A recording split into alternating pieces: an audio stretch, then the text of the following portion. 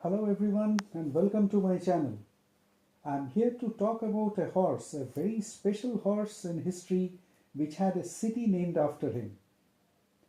The long-maned, dark, strong and huge horse that you see in the picture is the artistic impression of Bucephalus, who lived between 355 and 326 BC. The word Bucephalus comes from the Greek word Bucephalos, which means ox head.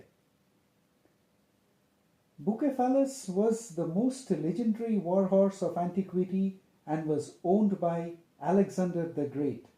He accompanied Alexander on his campaigns from Macedonia to India. In 344 BC, Phelnonetus, a horse trader, brought it to Macedonia from Thessaloniki for training and offered it to King Philip II for sale. When the horse was presented to the king, it became restless and could not be controlled, and hence the king abandoned the purchase. However, Alexander, then only 13 years old, urged the king to give him the chance to train it. Seeing Alexander's confidence, the king agreed. Realizing that the horse was restless because it was afraid of its own shadow, Alexander turned its head towards the sun, preventing the horse from seeing its own shadow, hence calming it and bringing it to control.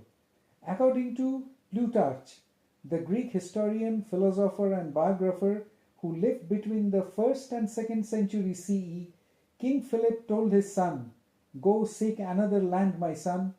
This one is too small for you." From then on, Bucephalus became more than just a war horse.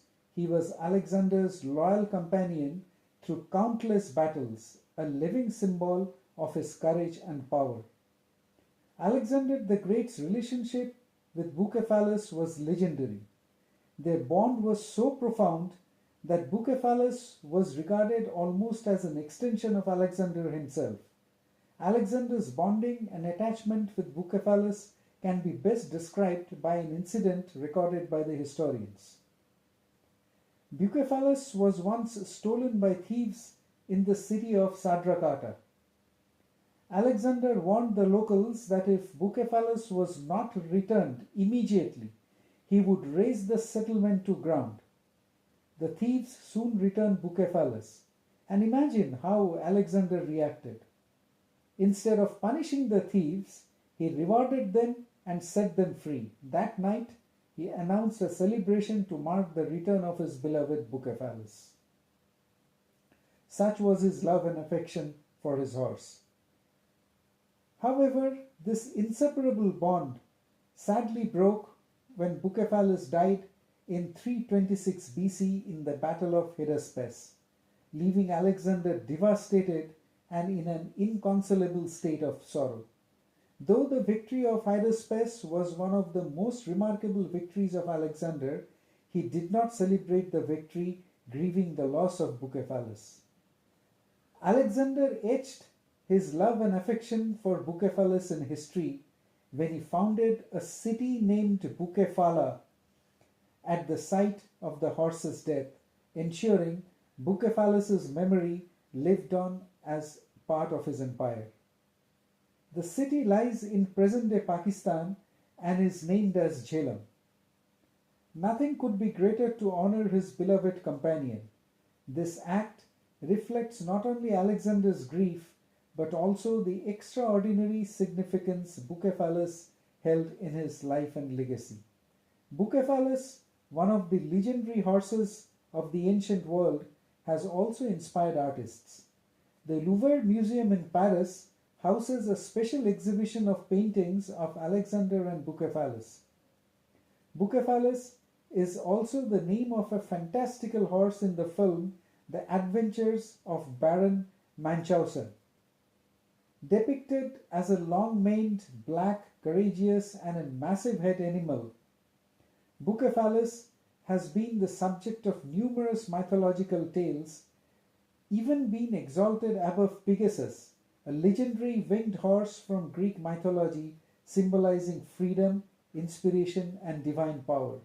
According to one such myth, a Delphic oracle, the high priestess of Apollo at Delphi, known as the Pythia, is said to have told King Philip that whoever succeeds in riding this horse will rule the world. Alexander the Great proved that myth correct riding Bucephalus. In our history, we have learned about the strong bonding of Maharana Pratap with his horse Chetak and the heroics which Chetak enabled the Maharana to achieve with his courage, intelligence, and devotion. Chetak carried his master valiantly in battle and, even when mortally wounded, ensured Rana Pratap's safety by leaping across a river before collapsing.